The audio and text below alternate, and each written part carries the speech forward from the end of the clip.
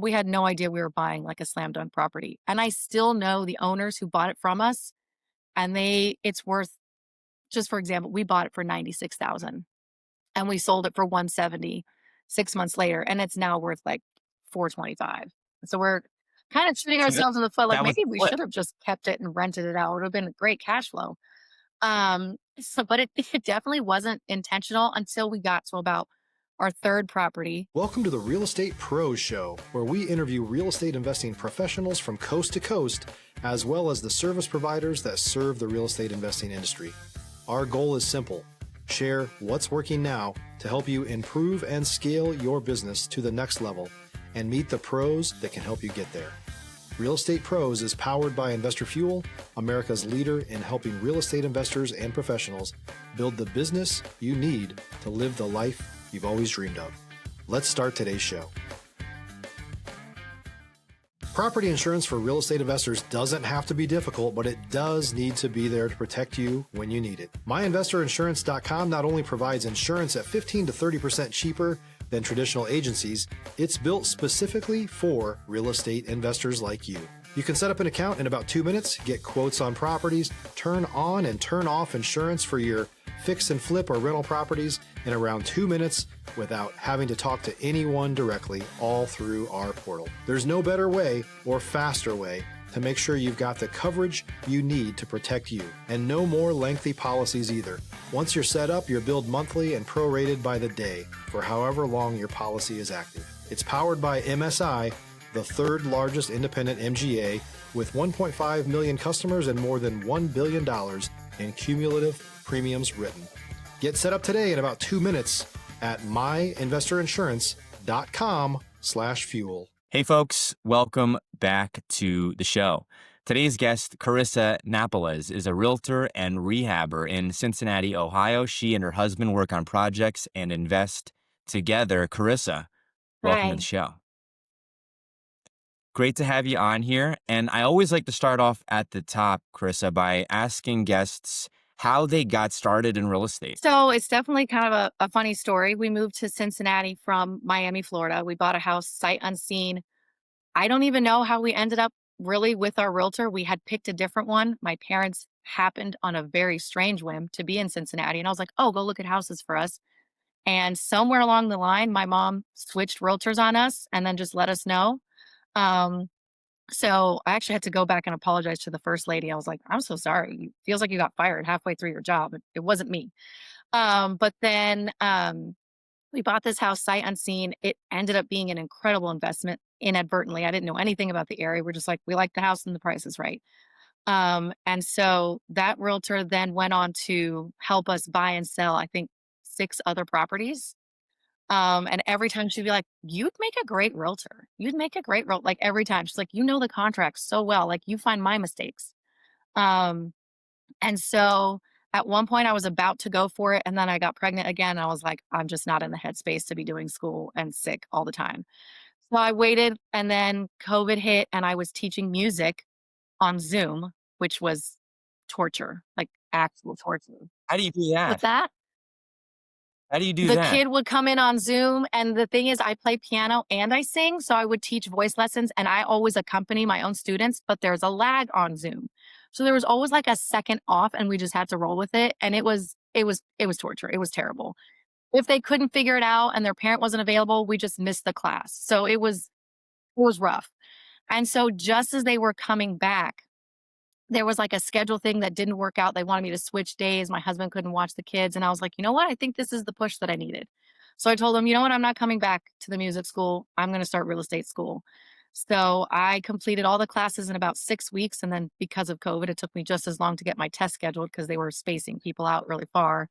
You know, a classroom that used to test 50 now did 15 because they had, How hard was the test in oh, it's not Cincinnati? hard, but I'm a good test taker. Like I like taking tests. I always say that. It's weird. I always do really well in tests. I have a couple different degrees and I'm good at that kind of thing. It's not a big deal. But you only have to get a 75, which to me is like a fail. So, um You're like, I'm yeah, so acing you only this. have to get a 75. It's really not that hard. Most of the stuff on it you don't really practically need to know to be a good realtor. you know? Stop living on an island and join the #1 mastermind in America for professional real estate investors. Investor Fuel is a community of hundreds of the nation's top investors working together to build stronger businesses and better lives.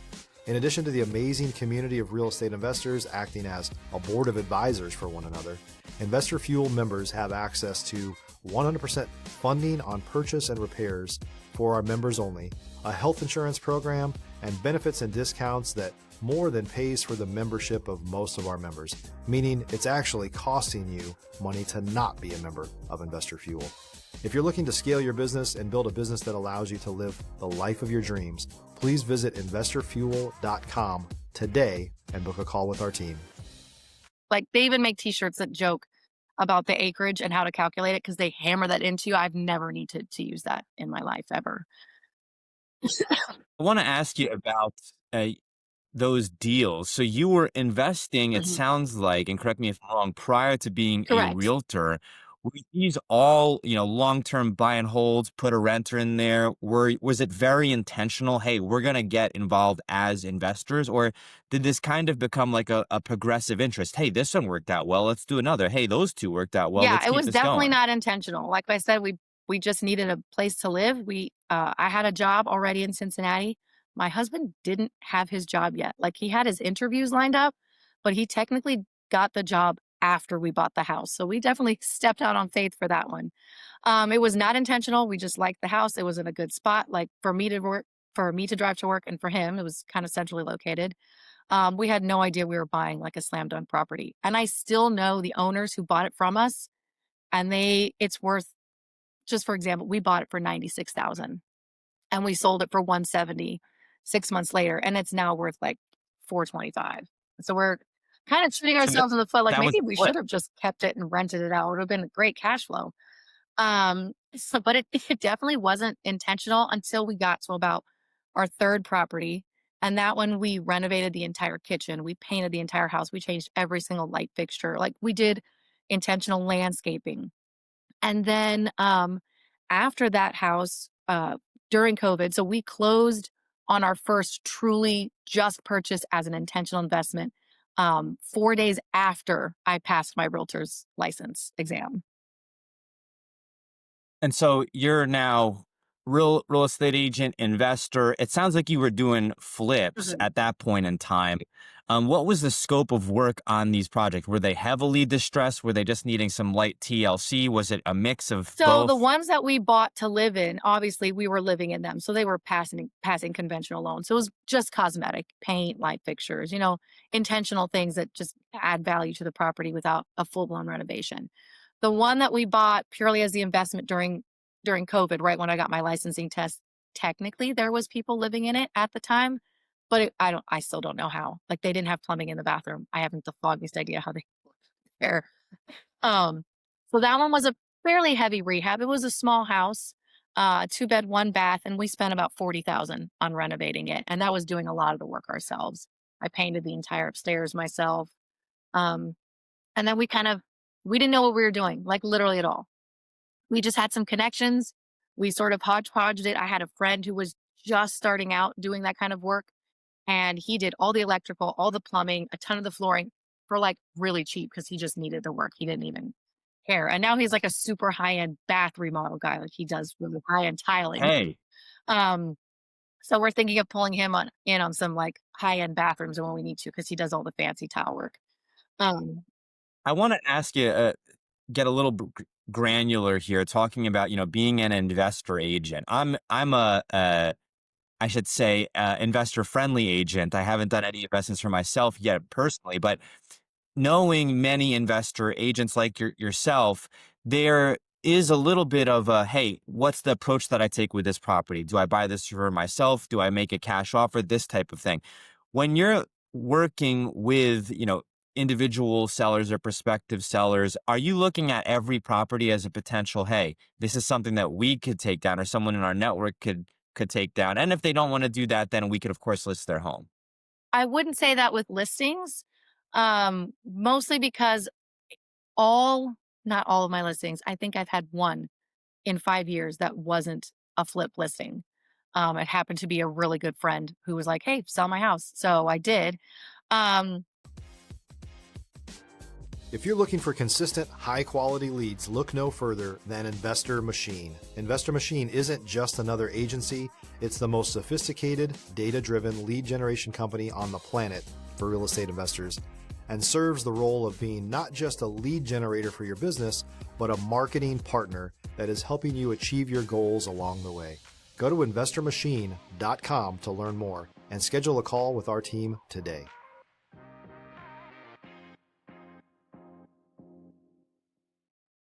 but all of the listings that I put are specifically investors who came to me to buy a house to flip it and sell it. So I'm always listing it for them because that's just a project. Um, Yeah. so I was working with a real estate coaching service, and they would send me all their leads like for free. They're like, "Hey, we just like you. You worked for I worked for the guy who owns the company as his investor here in Cincinnati for a couple of years." So he would send me all of his leads in investing school. So the goal was always Carissa's a great realtor because she's investor friendly.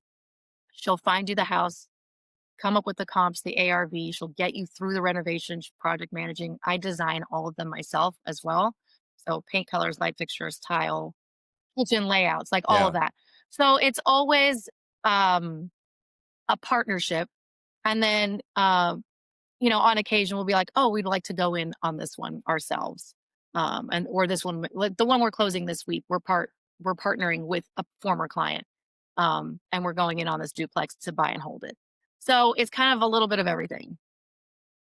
Sure, sure. I want to ask you about working with investors, especially as an agent, and providing value where maybe other agents fall short. So one of the things that I know a lot of investors don't like to do is sign buyer's rep agreements. I've encountered this, and one of the reasons why I've at least seen is, well, I don't want to lock myself into only making offers with this person, especially if it's their first interaction with an agent, right? And they're thinking, well, I've always made my offers off market. I don't see why I would need to work with an agent. Have you encountered any of that at all? And also, what advice do you have for aspiring investor friendly agents who may be dealing with some of that? So for me, it's definitely been a different experience because most of my clients for the bulk of the last 2 or 3 years came as those referrals from that company. Those people were not looking to work with anyone else. They don't live in state. They're from California. They're like, we wouldn't even know how to find another realtor. You've been recommended. We'll sign it. We're good. Now, if there's something off market, it doesn't actually even apply. So it doesn't hinder them from buying something off market because that has nothing to do with me necessarily. Like, Yeah, they could get a deal from a wholesaler and they could go offer on it, and my buyer's rep with them I is not in the way. It only right, applies right. to MLS listings. When you're working with those out of state buyers, do they have a buy box that they're super locked in on? Because what I've noticed is investors generally want to get in on some, especially if they're newer. Maybe it's not their first deal, but their first couple of deals.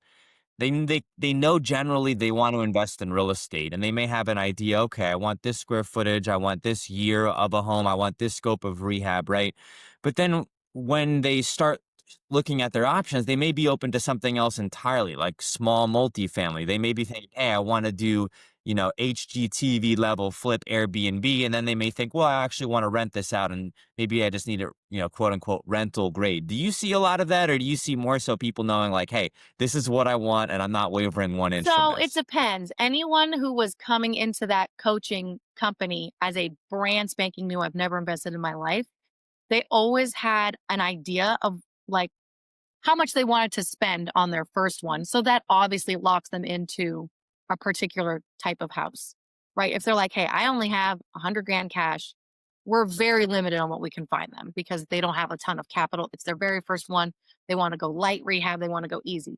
There have been plenty of other people who came into that coaching service, not because they needed the coaching on investing so much, but they did it for the connections. This company specifically picks markets where they build a relationship. They have the contractor, they have the title company, and they have the realtor, and everything's sort of a package deal. So they got into it for that connection. So a lot of them are like, hey, we're seasoned investors. If the numbers make sense, we'll buy it. We don't care what it is. So they're a lot more broad spectrum, like, hey, send me an apartment, send me a flip. Like, if you like it, we like it. If you're a new or newer real estate investor looking to launch or grow your real estate investing business, please check out Investor Fuel Club. It's a coaching community, but unlike anything you've ever seen before. And you can actually partner with members of our mastermind from coast to coast on deals right in your market. There's no better opportunity to build a consistent business than to literally partner with pros to help you avoid costly mistakes, avoid the need for capital to do deals, and help you eliminate your fears as you're starting your business. Learn more about Investor Fuel Club at investorfuel.com/club. So it depends on the person. It depends on the stage they are in. I don't have a lot of this very strict buy box type of stuff, mostly because none of them have ever been to Cincinnati. So they're like, you tell me what sells over there. I don't know. So it's a lot Yeah. more. They definitely come to me for advice. Like, hey, if you like the house and you think it's going to sell and you know the neighborhood, then we'll go for it. So Now, Cincinnati's an interesting market, right? So you're talking about out-of-state investors, and they may be looking at a number of markets. How do they, zero in on Cincinnati when they could have, so many other areas of the country, even, secondary markets, but they chose Cincinnati. How are these people finding so Cincinnati? if they were 100% honest because of me. So because, and I don't say that because I'm so great, but because that company is only in Cincinnati because I pitched it to their owner. Like, I hounded him. I was like, hey, Cincinnati's a great market. You should definitely invest in here. And it took him, it was probably a good year of me emailing him back and forth before he entered the Cincinnati market. So then once he was in Cincinnati, then it was a natural offshoot for him to add it to his list. And he specifically likes Midwest. So he does Detroit, Nashville, Cleveland, Columbus, Dayton, Cincinnati, and maybe Pittsburgh, like all kind of in the same. I know Pittsburgh's not Midwest, but it's not that far. It's like 4 hours. Um, so because I pitched it to him and then he had it on his list, then all the investors going to his website have just those few markets to pick from. And then I guess I just got lucky if they picked Cincinnati. So When we're talking about Cincinnati, I'm one of these people who is maybe a little bit woefully ignorant on Cincinnati real estate. Um, Give folks, our audience who may not be familiar, and myself, a picture of what Cincinnati real estate is like. Is there a lot of, multi-use commercial going up? Is there a lot of, commercial residential, new subdivisions? What's the real estate market like in so Cincinnati right honestly, now? there's a lot of everything. We absolutely love living here. Like I said, we moved from Miami, Florida. To me, it's and we moved from Miami, Florida, but I only lived there for 2 years. Before that, I was in this tiny little town. Like, the population is still like 16,000 people in Virginia. Wow, yeah. So for me, Cincinnati is the perfect in between. We have all the cool stuff. We have Broadway, we have ballet, we have concerts, we have all the cool stuff here, but it's not big like Miami. It still has a small town feel. I go to the same coffee shop every morning. I see the same people. They know my order. Like, it's got that vibe. But for real estate, it has a mix of everything. It's a very historical city, so there's a ton of old buildings. But there's a lot of new developments going up. There's a lot of DR Horton is here, Ryan Homes, Fisher Homes. So there's a lot of new neighborhoods going up as well. We have Homeorama here every year. I don't know if you're familiar with what that is. And it's been hosted in Cincinnati since like the mid 70s. So the rent here is good. The housing market is good for first time home buyers. Like, our average sale price is 265. Yeah, that's Yeah, a it's good a market for great first time. market for first time home buyers. There's little pockets of neighborhoods where you can still get a nice house for under 200. Um, so I think investors like it because they can expand the type of property without leaving the city. So they can start with a 2-1 single family flip that goes for 200, and they can scale all the way up to like that condo building we were talking about that was luxury condos downtown because we have the range of things. Yeah, yeah. One last question. We are coming up on time here, Carissa. When I think about some of these other markets that people may not immediately think about, Cincinnati being one, but you mentioned all the benefits. I also think about, I mean, you mentioned, I believe, 260 first time home buyer price, for looking at new homes.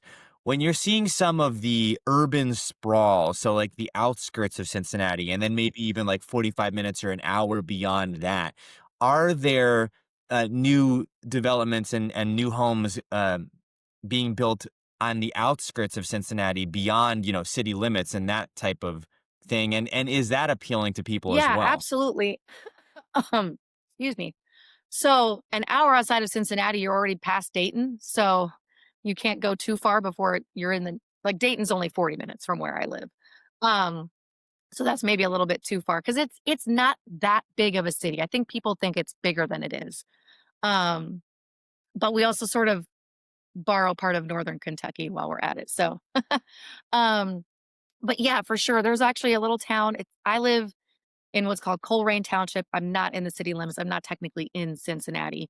But I'm in Colerain Township, which is the west side, and only about 7 to 10 minutes from me is another little town called Harrison. And there was a lot of cheap land out there. So developers have snatched it up and there's just popping up probably like 10 new neighborhoods, nice houses, very family friendly neighborhoods. 4 bed, 2 bath, brick. So there's a lot of new developments even in the smaller kind of outlying towns as well.